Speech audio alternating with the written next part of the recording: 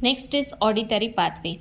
So fibers pass through the cochlear division of vestibulocochlear nerve, that is the eighth cranial nerve, which is also known as auditory nerve. As in the previous pathway, what we studied was visual pathway, that was concerned with the vision, and next one is auditory pathway, that is concerned with the hearing. Next is auditory pathway, same as in the visual one. The fibers, that means receptors, will be stimulated. It will form the first order neuron, second order neuron, third order neuron, and after that it will reach to the cerebral cortex, and from cerebral cortex, with the help of motor impulses, we can hear the sound.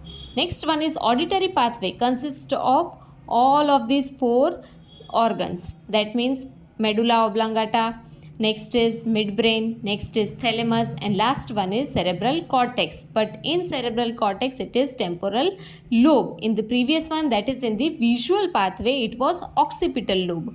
So let us begin with the auditory pathway. The first structure which is going to get stimulated, that is the receptors. So in receptors, which receptors? That is hair cells which are present in the organ of corti which is present in ear. Now hair cells are divided into two parts. First one is outer hair cells and next one is inner hair cells. Now anytime when you hear any voice, so outer hair cells as well as inner hair cells will be stimulated, and once they get stimulated, the impulses will be carried by the afferent nerve fibers, which is also known as sensory nerve fiber. Next one is efferent nerve fibers, that is motor nerve fibers.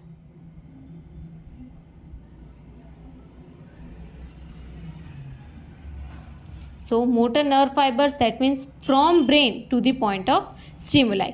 So first order in the auditory pathway, that is receptors, they will be stimulated. Next one is first order neurons. So first order neurons, that is bipolar cells of spiral ganglion, which is present in the cochlea.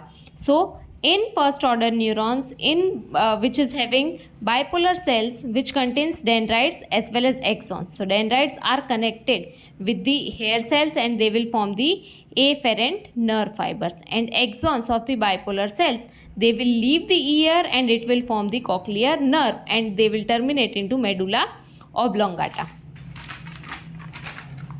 Next one is in medulla oblongata, the fibers are divided into two structures. The first one is ventral as well as next one is dorsal. So ventral, that is also known as anterior portion, and dorsal, that is known as posterior portion. So in medulla oblongata, two sections of the nerve fibers. First one is ventral, next one is dorsal. Ventral, that means anterior, and dorsal, that means posterior. Next is how come efferent nerve fibers take the impulses from brain to the hair cells. So that is through the superior olivary nucleus. Now superior olivary nucleus is present in the midbrain. So same goes with the that means same as in the pathway from medulla oblongata and first midbrain. After that they will choose the same pathway, that is ventral as well as dorsal, which is present in the medulla oblongata, and efferent nerve fibers will terminate into both the hair cells, that means outer hair cells as well as inner hair cells. On outer hair cells, the nerve fibers will terminate on the cell body, and the function is to control the motility of the cell. When the nerve fibers terminate on the inner hair cells, it will form the auditory nerve fibers, and functions of auditory nerve fiber, that is to control the impulse from hair cells. Now let us move to the next section, that is second order neuron. So first, once again let us revise. Receptors will be stimulated, after that it will form first order neuron, and after that it will form the second order neuron. Second order neuron, that starts from the medulla oblongata. Here once again in medulla oblongata, two sections of fibers, that is ventral as well as dorsal. Ventral, that means anterior, and dorsal, that means posterior. So now axons of both the nerve fibers, ventral as well as dorsals, all the nerve fibers and axons of all the nerve fibers, they all will divide into 4 sections of nerve fibers. Now all the 4 sections of nerve fibers will terminate into 2 sections. So first, let us begin with the first section of nerve fiber, and the nerve fibers of first section will cross the midline. As for example, this is the midline, and fibers pass through the or cross the midline and goes into the opposite direction in upward section. Next one is they will form the trapezoid body in the opposite section. That means first section of nerve fibers will cross their midline and join the opposite direction and move upward, forming the trapezoid body, and they will terminate into the superior olivary nucleus. Next one is the next section of nerve fibers that will remain in the same side, and they will move upward and it will form the trapezoid body and terminate into the superior olivary nucleus. Third section of nerve fibers, they will remain same side and it will form the lateral lemniscus and terminate into lateral nucleus of lateral lemniscus. Previous two used to terminate into superior olivary nucleus, and next one, that will third section of nerve fibers will terminate into the nucleus of lateral lemniscus. Last section of nerve fibers. So in the last section, the nerve fibers will remain in their own lane until they reach the reticular formation. After reaching to the reticular formation, they will cross their midline and enter into the opposite direction, and they will move upward.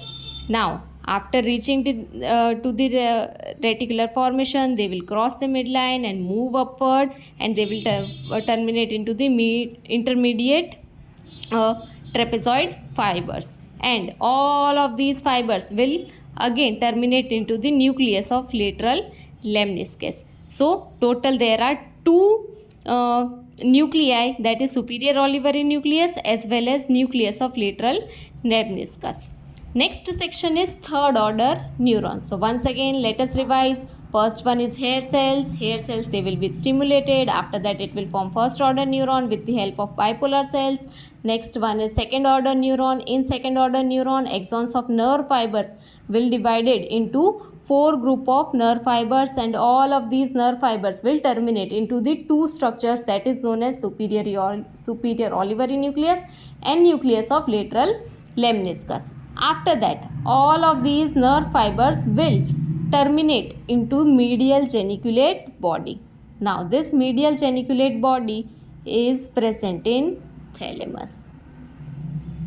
In visual pathway, that was lateral geniculate body, and all the fibers of the visual pathway used to terminate into the lateral geniculate. But in auditory pathway, it is not lateral but it is medial geniculate body, which is present in the thalamus. After that, the fibers will form the subcortical auditory center. Next is by making the internal capsule. After that, it will form the auditory radiation, and after that they all will terminate into the temporal cortex, that is known as cerebral cortex. In cerebral cortex, that is the temporal lobe, and that is why it is known as temporal cortex. Answer me in the comments that which fibers of the fibers of visual pathway terminate in which lobe. Next one is reflex motion. So auditory radiation has the function, that is the reflex movement of head in respect to the auditory stimuli. That means anytime when any person calls you from behind or left side or right side or any direction, you will move your head accordingly in respect to the auditory stimuli. So that function is carried out by the auditory radiation. Some of the fibers, they will terminate into the inferior colliculus of tectum, which is present in the midbrain. That has also the same function, that is motion of head in respect to the auditory stimuli. Last portion is cortical auditory centers. That means cerebral cortex, in which especially temporal region. Now, in temporal region, it is divided into 2 areas, primary auditory area and next one is secondary auditory area. In primary auditory area, it is divided into 3 areas. First one is area 41, 42 and vernix area. Secondary auditory area, that is also divided into otopsychic area as well as area 22. If we learn about area 41 and 42, 41 that is present in the anterior transverse temporal gyrus, 42 that is lateral transverse temporal gyrus. Vernix area and area 22 that is superior temporal gyrus, and area 22 that also has superior temporal gyrus. Next one is functions. So this is all about the auditory pathway. That is very easy to learn. First one is auditory pathway, that has the function to hear. Next one is how come. So that is with the help of receptors. Receptors will be stimulated. It will form first order neuron. Next it will form second order neuron. Next it will form third order neuron. And last all the fibers will terminate into the cortical cerebral cortex, that is cortical auditory centers. Next one is functions of auditory pathway. So first function is perception of auditory impulses. Next function is analysis of pitch. Next is intensity of sound, and last one is determination of source of sound. So first one is perception of auditory impulses. Perception, that means how come you are going to identify that which person is speaking.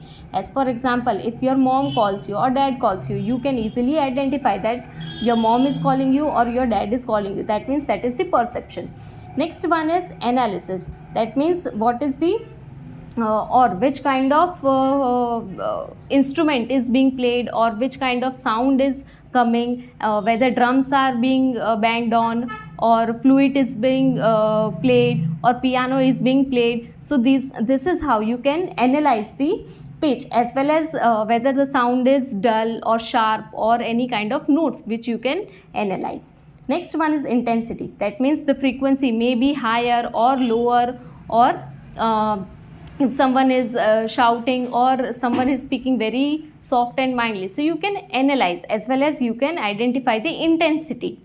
Next one is determination of source of sound. That means any kind of sound when you hear in the surroundings and you move your head according to that auditory stimuli, that is concerned with the determination of source of sound. Area 41 and 42 has the function 1, that is perception of auditory impulses. Vernix area and 22 has all the remaining functions, that means analysis, intensity and determination.